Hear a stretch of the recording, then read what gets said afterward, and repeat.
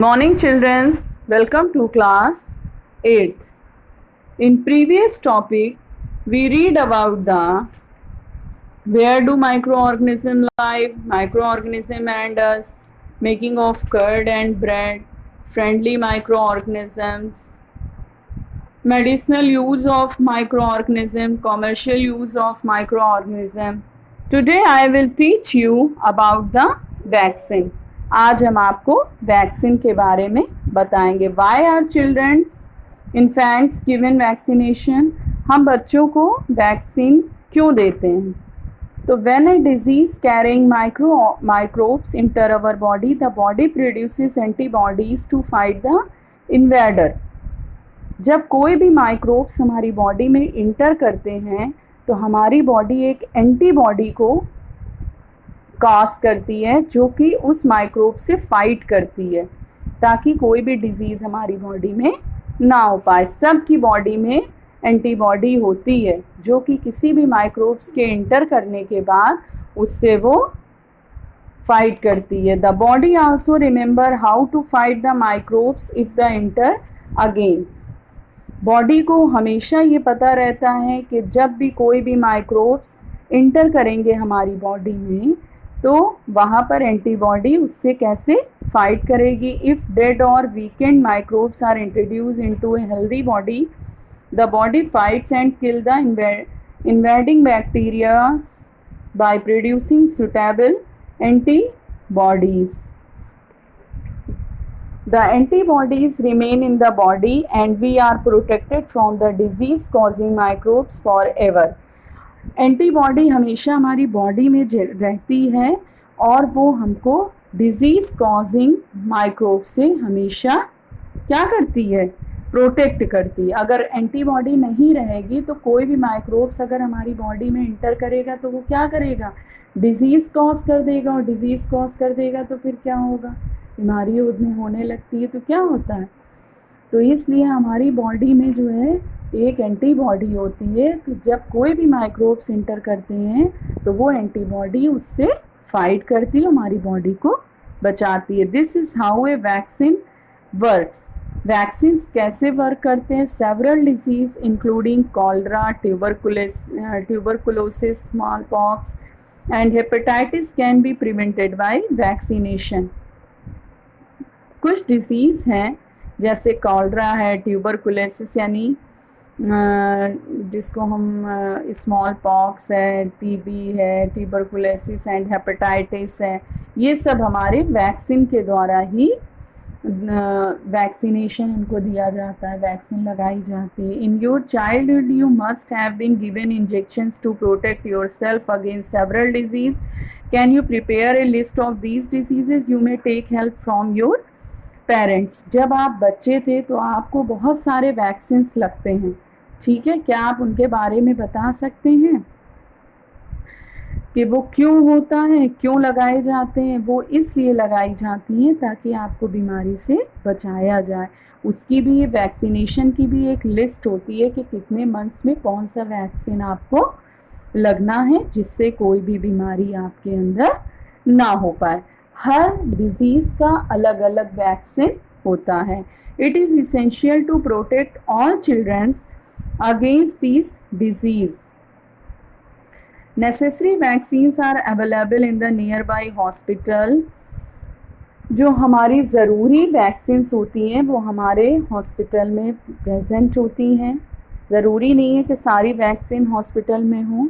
You might have seen the advertisement on TV and newspaper regarding protection of children against polio under the Pulse Polio program. आपने देखा होगा कि polio के लिए एक programme होता है, टीवी पे दिखाया जाता है कि ये पल्स पोलियो प्रोग्राम चल रहा है और वो लोग घर घर जाकर पोलियो का इंजेक्शन लगाते हैं. आपको वैक्सीन लगाते हैं कि नहीं? Polio drops given to childrens are actually a vaccine. Vaccine नहीं, पोलियो का आपका ड्रॉप होता है जो कि आपको दिया जाता है.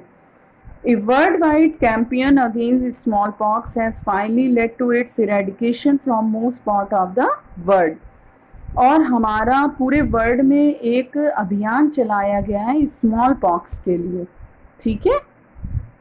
और बहुत जगह पर स्मॉल पॉक्स के भी इंजेक्शन दिए गए जिससे इसका बहुत फ़र्क पड़ा है। These days vaccines are made on a large scale from microorganisms to protect humans and other animals from several diseases.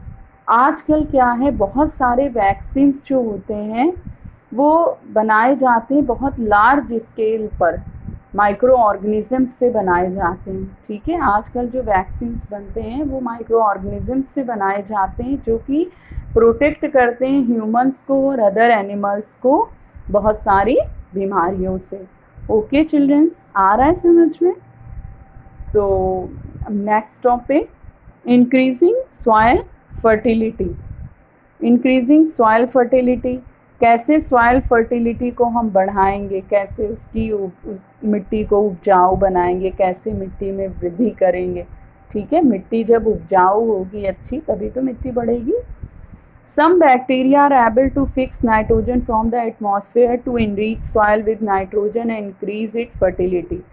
कुछ बैक्टीरिया होते हैं जो कि एटमॉस्फेयर से नाइट्रोजन को लेते हैं, ठीक है, फिर नाइट्रोजन उसी नाइट्रोजन के साथ मिलके सॉइल के साथ मिलके मिलाकर उसी नाइट्रोजन को सॉइल में फर्टिलिटी, सॉइल की फर्टिलिटी को बढ़ाते हैं।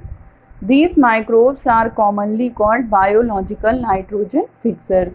ऐसे माइक्रोब्स को जो कि हमारी सॉइल की फर्टिलिटी को बढ़ाते हों उनको हम बायोलॉजिकल नाइट्रोजन फिक्सर्स कहेंगे। नेक्स्ट पेज पे देखते हैं अब हम क्लीनिंग द इन्वायरमेंट। अब हम अपने इन्वायरमेंट को कैसे क्लीन रख सकते हैं। Boojho and Paheli had observe the school gardener making manure. Along with their friend, they collected waste of plants, vegetables and fruits from nearby houses and gardens. They put them in a pit meant for waste disposal. भूजो और पहेली ने school gardener जो होता है उससे बोला manure बनाने को।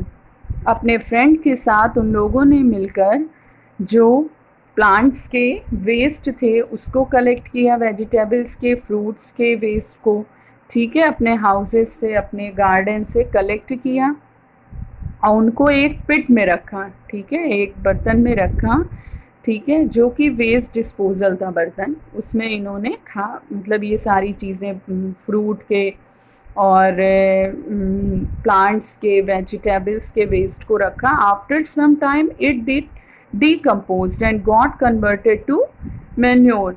कुछ समय बाद ये क्या हो जाता है, डीकम्पोज यानी सड़ने लगता है।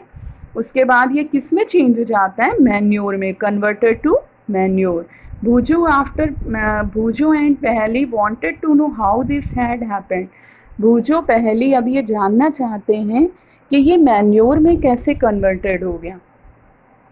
तो activity 2.5, take 2 pots and fill each pot half with soil, mark them and B, put plant waste in pot A and things like polythene bags, empty glass bottles and broken plastic toys in pot B. Put the pot aside, observe them after 3 to 4 weeks.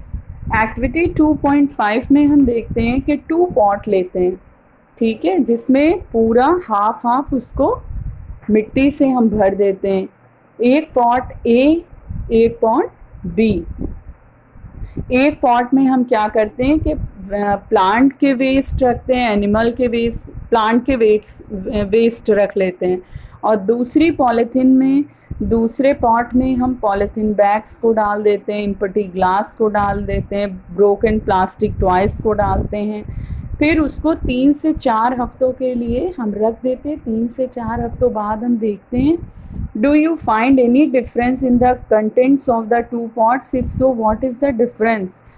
फिर हम क्या देखते हैं कि क्या उसमें कोई फ़र्क आया। You will find that plant waste in pot A has been decompose. तो हम देखते हैं जो पॉट ए था जिसमें हमने प्लांट के वेस्ट को डाला था वो डीकम्पोज्ड हो गया।